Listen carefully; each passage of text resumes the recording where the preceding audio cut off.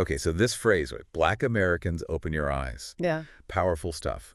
Really made me think. And honestly, that's what we're doing today. Diving deep, right. Yeah, deep dive into, well, it's about political loyalty. Specifically within the Black American community, I'd say. Exactly.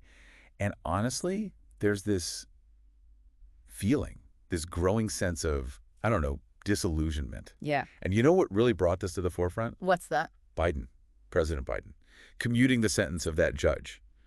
You know, the one involved in the whole Kids for Cash scandal. Right, right. Yeah, that's definitely sparked some strong reactions. I can see why. Betrayal, feeling taken for granted. Exactly. Yeah. So we're going to really unpack all of this, look at the history, Black voters, the Democratic Party, the whole relationship, and ask ourselves, you know, is this a sign of things to come? Is something bigger happening here?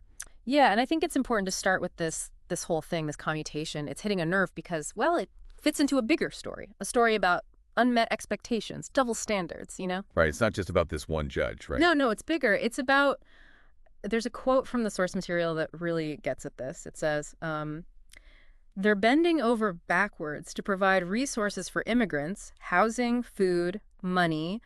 But when it comes to the homeless population, especially Black folks, there's nothing. I don't get it. Are we invisible? It's powerful.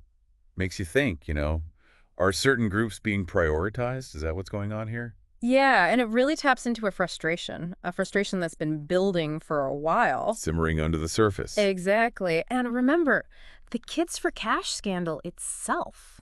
Yeah. Think about who was involved. Predominantly white children, rural Pennsylvania. Right. Yeah. And the perception, right or wrong, is that if this had involved, say, Black children, the response, the whole reaction, would have been different.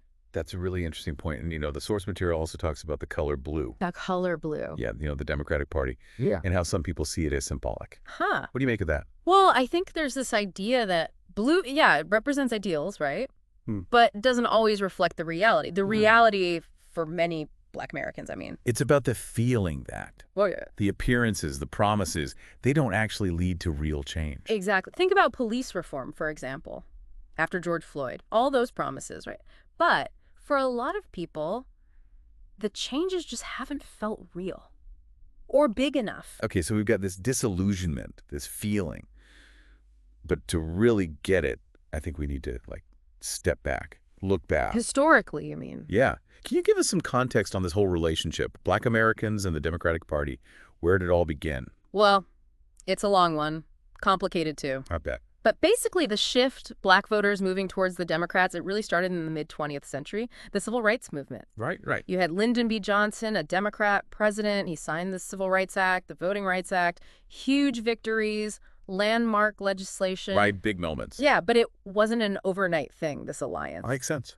Before that, you know, Black voters were mostly aligned with the Republicans, the party of Lincoln, the party that, you know, ended slavery. So it's always been kind of in motion, this relationship, shifting with the political landscape. Exactly. And even within the Democratic Party, right, there have been debates, disagreements on the best way to address issues, the issues affecting the Black community. Of course. So much nuance. And this all leads to the frustration we're seeing now. Right. The source material talks about Leonard Peltier, Who's that? Native American activist. Mhm. A lot of people believe he's a political prisoner, been incarcerated for decades. Wow. And get this, even the government has admitted they aren't sure if he's guilty. Seriously. Yeah. There's this quote, decades of injustice, and the government has admitted they don't even know if he's guilty, but they refuse to let him go. That's heavy. It is. It speaks to a larger feeling of, I don't know, powerlessness. Even when there's evidence, potential injustice, the system. Yeah. It's like it just doesn't budge. And it ties back to what we were saying earlier, right? With the Kids for Cash scandal. Yeah. Whether justice is truly equal, across racial lines, I mean. Right. And I think this feeling, this powerlessness, it's pushing some to look for other options. Like what? Well, the source material actually suggests Black voters should look beyond the Democrats for representation, politically, I mean. Whoa, that's a big statement. What do you think that would even look like? It's tricky. Historically, third parties haven't had much success in U.S. politics. Sure. But imagine this, a huge shift.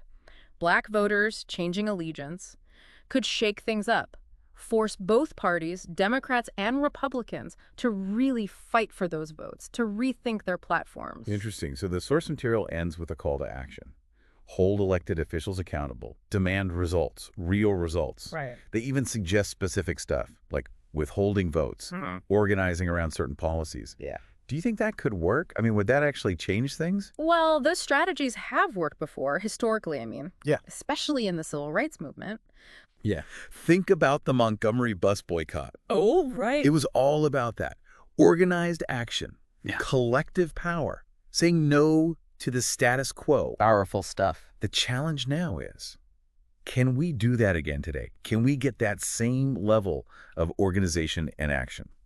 Big question. So listeners, what about you? What's going through your mind after this conversation, I mean? What do you think about the role of, well, representation in politics? How citizens can actually make a difference? I think it really highlights how important it is to engage. Critically engage, not just voting every few years, but holding those elected officials accountable, pushing for things to be transparent, demanding policies that actually help our communities. Yeah. Because if we just sit back, if we're complacent, nothing will change.